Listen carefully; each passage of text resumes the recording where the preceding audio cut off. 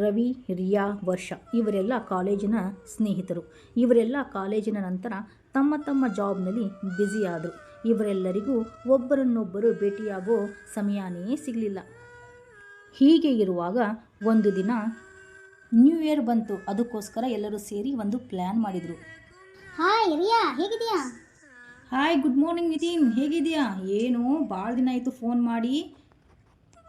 ಹ್ಞೂ ಕಣೆ ರಿಯಾ, ನಾವೆಲ್ಲ ಚೆನ್ನಾಗಿದ್ದೀವಿ. ನೀ ಹೇಗಿದೆಯಾ? ರವಿನೂ ಚೆನ್ನಾಗಿದ್ದಾನೆ. ವರ್ಷ ಹೇಗಿದ್ದಾಳೆ? ನಾಳೆ ಸ್ವಲ್ಪ ಟೈಮ್ ಇದ್ದರೆ ಮೀಟ್ ಆಗ್ತೀಯಾ? ಹೌದಾ? ಏನಕ್ಕೋ? ಏನು ವಿಶೇಷ? ಏನೂ ಇಲ್ಲ ಕಣೆ ರಿಯಾ, ನಾಳೆ ವರ್ಷನ ಕರ್ಕೊಂಡು ರವಿನೂ ಬರ್ತಾನೆ. ಹೋಟೆಲ್ಗೆ ಬಂದುಬಿಡು ಆಯಿತಾ? ನಾನು ಯಾವುದು ಹೋಟೆಲ್ ಅಂತ ಅಂದ್ಬಿಟ್ಟು ಸೆಂಡ್ ಮಾಡ್ತೀನಿ ನಿನಗೆ, ಆಯಿತಾ? ಗೂಗಲ್ ಮ್ಯಾಪ್ ಕಳಿಸ್ತೇನೆ ರಿಯಾ, ಬಂದುಬಿಡು, ತಪ್ಪಿಸ್ಬೇಡ. ಹೀಗೆ ಫೋನ್ನಲ್ಲಿ ಮಾತಾಡಿಕೊಂಡ್ರು.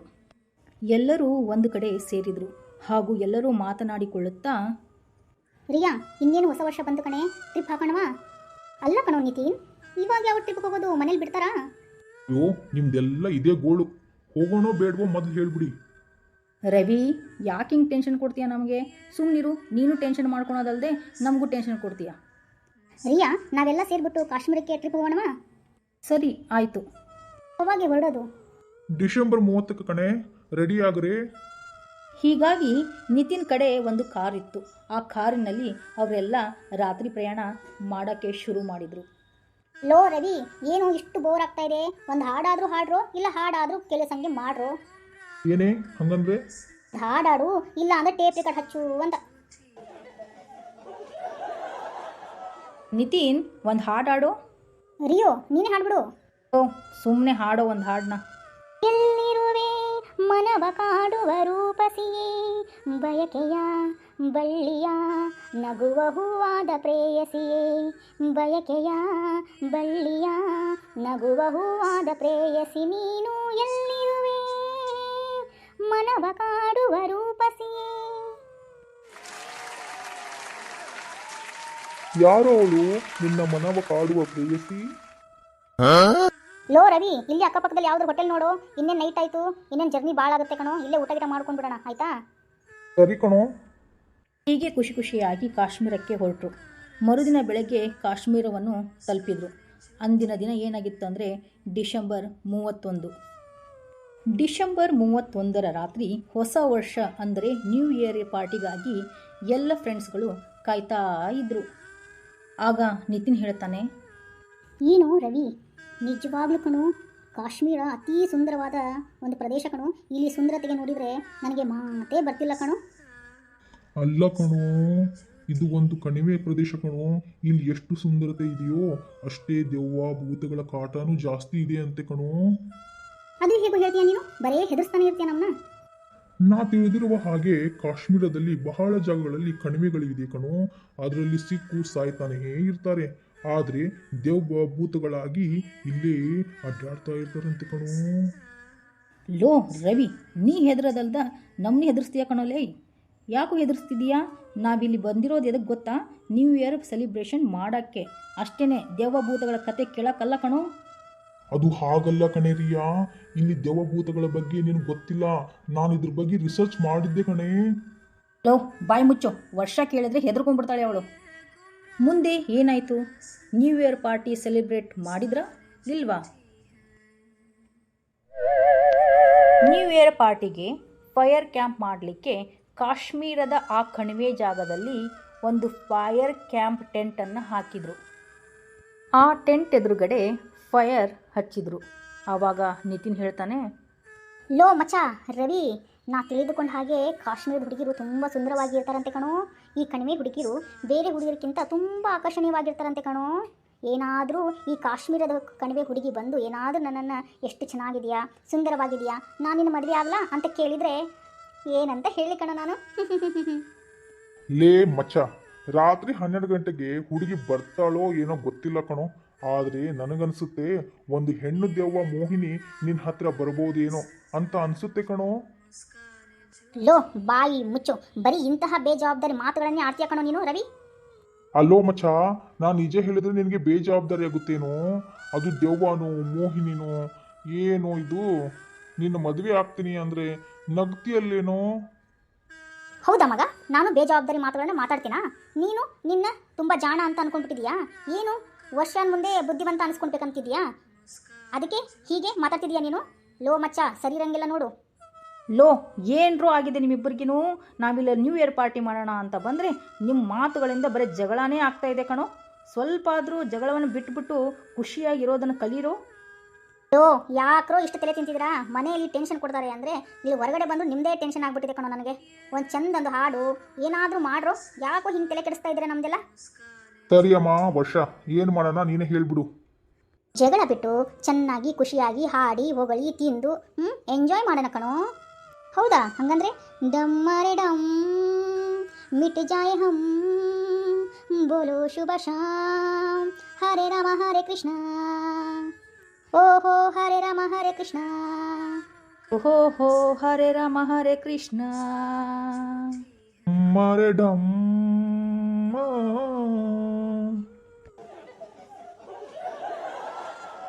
ಸರಿ ಮಚ್ಚ, ನೀವೆಲ್ಲ ಇಲ್ಲೇ ಕೂತ್ಕೊಂಡಿರ್ಕೊಂಡ್ರು. ನಾನು ಸ್ವಲ್ಪ ಸುಸು ಮಾಡೋಕ್ಕೆ ಹೋಗಿ ಬರ್ತೀನಿ ಕಣೋ. ಲೋ ಮಚ್ಚ ನಿಲ್ಲೋ, ನಿನ್ನ ಜೊತೆಗೆ ಕಡ್ಡಿಪಟ್ಟಣ ಆದರೂ ತೆಗೆದುಕೊಂಡು ಹೋಗೋ. ಯಾವುದಾದರೂ ಮೋಹಿನಿ ಇದ್ದರೆ ನೀನು ಅವಳ ಹತ್ರ ಜೊತೆಗೆ ಕರೆದುಕೊಂಡು ಹೋಗ್ತದೆ ಕಣೋ. ಲೋ ಮಚ್ಚ, ತಗೊಂಡು ಹೋಗೋ ಕಡ್ಡಿಪಟ್ಟಣನ. ಲೋ ಗೂಬೆ ನನ್ನ ಮಗನೇ, ಬಾಯಿ ಮುಚ್ಚೋ. ನಿನ್ನ ತರಲೆ ಮಾತುಗಳನ್ನು ಆಡೋದನ್ನು ಬಿಟ್ಬಿಡು. ಸರಿ ಇರು, ಬರ್ತೀನಿ. ರವಿಗೆ ಗೊತ್ತಿತ್ತು ಕಾಶ್ಮೀರದ ಕಣಿವೆ ಪ್ರದೇಶಗಳಲ್ಲಿ ದೆವ್ವಗಳ ಅಟ್ಟಹಾಸ ಇದೆ ಅಂತ. ಅದಕ್ಕೆ ಇವರೆಲ್ಲರಿಗೂ ಜಾಗೃತಿ ಮೂಡಿಸ್ತಾ ಇದ್ದ ರವಿ. ಆದರೆ ನಿತಿನ್ ಅವನ ಮಾತುಗಳನ್ನು ಕೇಳದೆ ಕಡ್ಡಿಪಟ್ಟಣವನ್ನು ತೆಗೆದುಕೊಳ್ಳದೆ ಕಣಿವೆ ಪ್ರದೇಶಗಳ ಹತ್ತಿರ ಹೋಗೇ ಬಿಟ್ಟ. ಆ ಒಂದು ಕಣಿವೆ ಪ್ರದೇಶ ತುಂಬ ಭಯಂಕರವಾಗಿತ್ತು. ಆ ಭಯಂಕರವಾದ ಕತ್ತಲಾದ ಪ್ರದೇಶದಲ್ಲಿ ಆ ಕಣಿವೆ ಪ್ರದೇಶದಿಂದ ಮರಳಿ ಬರುವಾಗ ಅಲ್ಲೊಂದು ಹುಡುಗಿಯ ಅಳುತ್ತಿರುವ ಧ್ವನಿಯನ್ನು ಕೇಳಿದ ನಿತಿನ.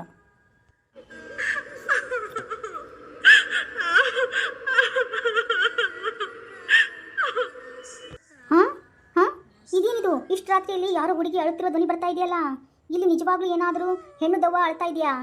ಅಪ್ಪ, ನಾ ಮೊದಲು ಇಲ್ಲಿಂದ ಹೊರಟು ಹೋಗ್ಬೇಕಪ್ಪ.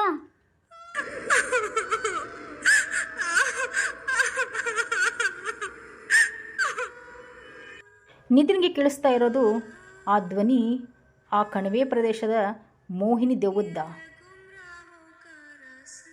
ನಿತಿನ್ ಆ ಅಳು ಕೇಳಿ ಬೇಗನೆ ಹೋಗೋಕ್ಕೆ ಶುರು ಮಾಡ್ದ. ಆದರೆ ಆ ಅಳುವಿನ ಶಬ್ದ ಜೋರಾಗಿಯೇ ಕೇಳಿ ಬರ್ತಿತ್ತು. ಈ ಅಳು ಶಬ್ದ ಕೇಳಿ ಅಲ್ಲಿಯೇ ನಿಂತುಬಿಟ್ಟ.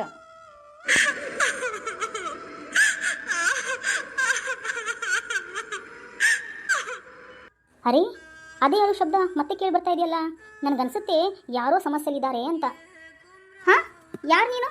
ಅಚಾನಕ್ಕಾಗಿ ನನ್ನ ಮುಂದೆ ಬಂದು ಈಗ ನಿಂತುಬಿಟ್ಟೆ. ಇವಾಗಾದರೂ ಇಲ್ಲಿ ಯಾರು ಇರಲಿಲ್ಲ. ಯಾರು ನೀನು? ನನಗೆ ಸಹಾಯ ಮಾಡಿ ಪ್ಲೀಸ್. ನಾನು ಇಲ್ಲಿ ಬೆಳಗ್ಗೆಯಿಂದ ಇಲ್ಲೇ ಇದ್ದೀನಿ. ಸುಮಾರು ಸಮಯದಿಂದ ಸಹಾಯ ಕೇಳ್ತಾ ಇದ್ದೀನಿ. ಯಾರೂ ಕೂಡ ನನಗೆ ಸಹಾಯ ಮಾಡ್ತಾನೇ ಇಲ್ಲ. ಅದಕ್ಕೆ ನೀವು ನನಗೆ ನೋಡಲಿಲ್ಲ ಅನಿಸುತ್ತೆ. ಪ್ಲೀಸ್. ಏನು ಸಹಾಯ ಮಾಡಬೇಕು ಇಷ್ಟು ಕತ್ಲಲ್ಲಿ ನಿಮಗೆ? ನಾನು ದೊಡ್ಡ ಸಮಸ್ಯೆಯಲ್ಲಿದ್ದೀನಿ. ಪ್ಲೀಸ್ ನನಗೆ ಸಹಾಯ ಮಾಡಿ. ಸಿಟಿಯಿಂದ ಬಂದ ಕೆಲವೊಂದು ಹುಡುಗರು ನನ್ನ ಹಿಂದೆ ಬಿದ್ದಿದ್ದಾರೆ. ತುಂಬ ಕಷ್ಟಪಟ್ಟು ಅವರಿಂದ ತಪ್ಪಿಸ್ಕೊಂಡು ಬಂದಿದ್ದೀನಿ. ನಾನಿಲ್ಲಿ ಒಬ್ಬಳೇ ಇರುತ್ತೇನೆ. ಆದರೆ ಇಲ್ಲಿ ಯಾರೂ ಇಲ್ಲಿ ನನಗೆ ಸಹಾಯ ಮಾಡಲು ಬರ್ತಾ ಇಲ್ಲ. ನೀವು ನನಗೆ ಒಬ್ಬರೇ ಒಳ್ಳೆಯವರು ಅಂತ ಅನಿಸ್ತಾ ಇದೆ. ಸಹಾಯ ಮಾಡ್ತೀರಾ ಪ್ಲೀಸ್? ನಾನೇ ನಿನ್ನ ಸಹಾಯ ಮಾಡಬೇಕು? ನೀವು ನನಗೆ ಒಬ್ಬ ಒಳ್ಳೆಯ ಸಹಾಯ ಮಾಡೋ ವ್ಯಕ್ತಿ ಅನಿಸುತ್ತೆ. ನೀವು ನನಗೆ ಸಹಾಯ ಮಾಡಿ ಪ್ಲೀಸ್. ಹಾಂ, ನೀನು ಏನು ಯೋಚನೆ ಮಾಡಬೇಡ. ನನ್ನ ಜೊತೆಗೆ ಬಾ. ಇಲ್ಲಿ ಏನೂ ತೊಂದರೆ ಇಲ್ಲ. ನಿತಿನ್ ಅವಳ ಜೊತೆಗೆ ಮಾತನಾಡುತ್ತಾ ಗೆಳೆಯರು ಇರುವ ಜಾಗಕ್ಕೆ ಅವಳನ್ನು ಕರೆದುಕೊಂಡು ಬಂದ. ನಿತಿನ್ನನ್ನು ನೋಡಿ ಅವರ ಸ್ನೇಹಿತರು ದಂಗಾಗಿ ಹೋದರು. ಲೋ ನಿತಿನ್, ಇಷ್ಟೊತ್ತೆಲ್ಲಿ ಹೋಗಿದ್ಯೋ? ಏನೋ ಮಾಡ್ತಾ ಇದೀಯಾ ನೀನು? ಹಾಂ, ನಿಮಗೆ ಹೇಳದೆ ಮತ್ತೆ ಬಿಟ್ಟೆ ಕಣೋ. ಇವರನ್ನು ಪರಿಚಯ ಮಾಡಿಸಲು. ಇವಳು ರಸ್ತೆಯಲ್ಲಿ ಸಿಕ್ಕಳು ಕಣೋ. ಅರೆ, ಯಾರು ನಿನಗೆ ಸಿಕ್ಕರು? ಇಲ್ಲಿ ಯಾರು ಕಾಣ್ತಾನೆ ಇಲ್ಲ. ಅಲ್ಲ ಕಣೋ, ಇಲ್ಲಿ ಇದ್ದಾಳಲ್ಲ. ನಿತಿನ್ ತಿರುಗಿ ನೋಡ್ತಾನೆ. ಆದರೆ ಅಲ್ಲಿ ಯಾರೂ ಇರಲಿಲ್ಲ. ತಲೆ ತಿರುಗಿದಂತಾಯಿತು ನಿತಿನ್ಗೆ. ನಿತಿನ್ ಅವನು ಇಷ್ಟು ಹೊತ್ತು ಮಾತನಾಡಿದ ಆ ಹುಡುಗಿ ಕಣ್ಣ ಮುಂದೆನೇ ಇದ್ದವಳು ಎಲ್ಲಿಗೆ ಹೋದಳು ಎಂದು ಆಶ್ಚರ್ಯಪಟ್ಟ. ಯಾಕೋ ನಿತಿನ್, ಹೀಗ್ಯಾಕೆ ನೋಡ್ತಿದ್ಯಾ ಗಾಬರಿ ಪಟ್ಟು? ಹಾಂ, ಲೋ ಅದೇನಿಲ್ಲ ಕಣೋ. ಅರೆ, ಏನು ಭೂತ ನೋಡಿದ ಹಾಗೆ ನಿಂತಿದ್ಯಾ? ಹೇಳು, ಏನಾಯ್ತು? ಏನಾದರೂ ನಿಜವಾಗ್ಲೂ ಕಣಿವೆ ಪ್ರದೇಶದ ಮೋಹಿನಿ ಭೂತ ಏನಾದರೂ ಹಿಡ್ಕೊಂಡ್ಬಿಡ್ತಾ ನಿನಗೆ? ಹಾ ಹಾ ಹಾ ಹಾ ಹಾ.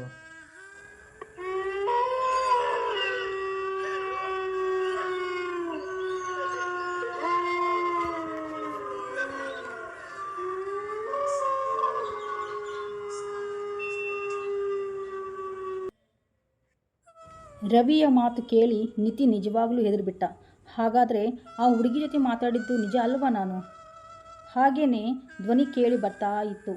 ಅದೇ ಹುಡುಗಿಯ ಧ್ವನಿ ಮತ್ತೆ ಮತ್ತೆ ಕೇಳಿ ಬರ್ತಿತ್ತು. ಆ ಹುಡುಗಿಯ ಧ್ವನಿ ನಿತಿನ್ ಕಿವಿಗೆ ಕೇಳಿ ಬರ್ತಾ ಇತ್ತು. ನಿಮಗೆ ಗೊತ್ತಾಗಿರ್ಬೇಕಲ್ಲ ನಾನು ಯಾರು ಅಂತ. ಹಾಗಾದರೆ ನನ್ನ ಜೊತೆಗೆ ಬರ್ತೀಯಾ ಅಲ್ವಾ ನಿತಿನ್? ಈ ಧ್ವನಿ ನಿತಿನ್ ಕಿವಿಗೆ ಬಿತ್ತು. ಆವಾಗ ನಿತಿನ್ ಹೆದರಿ ತಲೆ ಸುತ್ತಿ ಅಲ್ಲಿಯೇ ಬಿದ್ದುಬಿಟ್ಟ.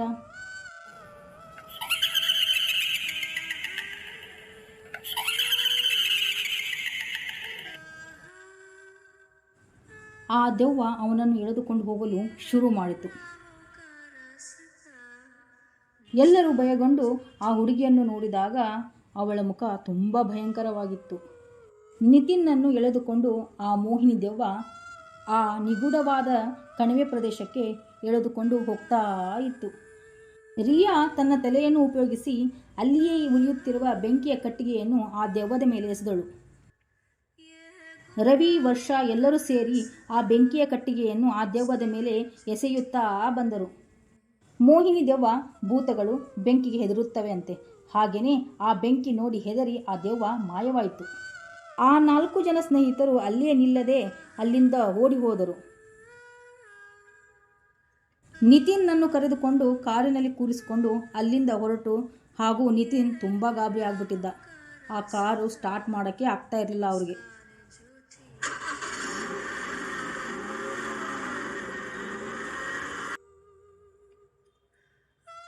ಅಚಾನಕ್ಕಾಗಿ ಆ ಹುಡುಗಿ ಕಾರಿನ ಮುಂದೆ ಬಂದಾಗ ಅವಳ ಮುಖ ನೋಡಿ ಗಾಬರಿಗೊಂಡು ಭಯಭೀತನಾಗಿ ಗಾಡಿಯ ಬ್ಯಾಲೆನ್ಸ್ ತಪ್ಪಿ ಇನ್ನೇನು ಮರಕ್ಕೆ ಡಿಕ್ಕಿ ಹೊಡಿಬೇಕು ಅಷ್ಟರಲ್ಲಿ ನಿತಿನ್ನ ಸಮಯ ಪ್ರಜ್ಞೆ ಗಾಡಿಗೆ ಬ್ರೇಕ್ ಹಾಕಿದ.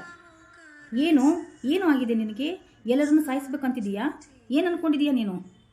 ಅಯ್ಯೋ ಹಾಗಲ್ಲ ಕಣೆ, ಆ ದೆವ್ವದ ಹುಡುಗಿ ಮತ್ತೆ ನನ್ನ ಕಾರಿನ ಮುಂದೆ ಬಂದು ಅದಕ್ಕೇನು ಗಾಬರಿ ಆಯಿತು ಕಣೆ. ಏನು ಹೇಳ್ತಿದೀಯಾ? ಮತ್ತೆ ಆ ಹುಡುಗಿ ನಮ್ಮ ಹಿಂದೆ ಬಂದಿದ್ದಾಳ? ಹಾಗಾದರೆ ಆ ದೆವ್ವದ ಚಕ್ರವ್ಯೂಹಕ್ಕೆ ನಾವು ಸಿಕ್ಕಾಕೊಂಡಿದ್ದೀವೇನು? ಅದಕ್ಕೇನೆ ಆ ಮೋಹಿನಿ ದೆವ್ವ ನಮ್ಮನ್ನು ಬೇಕಾದರೂ ಹಾಗೆ ಆಟ ಆಡಿಸ್ತಾ ಇದೆ ಅನಿಸುತ್ತೆ. ಅದು ಹುಡುಗಿ ಅಲ್ಲ ವರ್ಷ, ಅವಳು ಒಬ್ಬ ಕಣಿವೆ ಪ್ರದೇಶದ ಭೂತ ಬ್ರಹ್ಮ ರಾಕ್ಷಸಿ ಕಣೆ ಅವಳು. ಹಾಗಾಗಿ ಅವಳು ಯಾವ ರೂಪವನ್ನಾದರೂ ತಾಳಬಹುದು ಕಣೆ. ಅದಕ್ಕಾಗಿ ನಾವೆಲ್ಲ ತುಂಬ ಧೈರ್ಯವಾಗಿರಬೇಕು ಕಣೆ. ಲೋ ನಿತಿನ, ನೀನು ಬೇಗನೆ ಗಾಡಿ ಸ್ಟಾರ್ಟ್ ಮಾಡು. ಈ ಸಲ ಯಾವುದೇ ಏನೋ ಬಂದರೂ ಕೊನೆಗೆ ಆ ಹುಡುಗಿ ಬಂದರೂ ಕೂಡ ಗಾಡಿನ ನಿಲ್ಲಿಸಬೇಡ ಕಣೋ. ಕಾರನ್ನು ಓಡಿಸ್ತಾನೇ ಇರು. ಯಾವುದೇ ಕಾರಣಕ್ಕೂ ಹೆದರಬೇಡ, ಭಯಗೊಳ್ಳಬೇಡ, ಧೈರ್ಯವಾಗಿ ಇರು. ಕಾರನ್ನು ಓಡಿಸ್ತಾನೇ ಇರು. ಈ ಸಲ ನಿತಿನ್ ಧೈರ್ಯವನ್ನು ತೆಗೆದುಕೊಂಡು ಮೊದಲಿನಕ್ಕಿಂತ ಅತಿ ಜೋರಾಗಿ ಕಾರನ್ನು ಓಡಿಸಲು ಶುರು ಮಾಡಿದ. ಆವಾಗಲೇ ಅಚಾನಕ್ಕಾಗಿ ರಿಯಾ ಕಾರಿನ ಮಿರರನ್ನು ನೋಡಿದಾಗ ಗಾಬರಿಗೊಂಡು ಹೆದರಿ ನಿತಿನ್ನ ಕಣ್ಣುಗಳನ್ನು ನೋಡಿದ್ಲು. ಆ ಕಣ್ಣುಗಳು ಕೆಂಪಾಗಿದ್ದವು.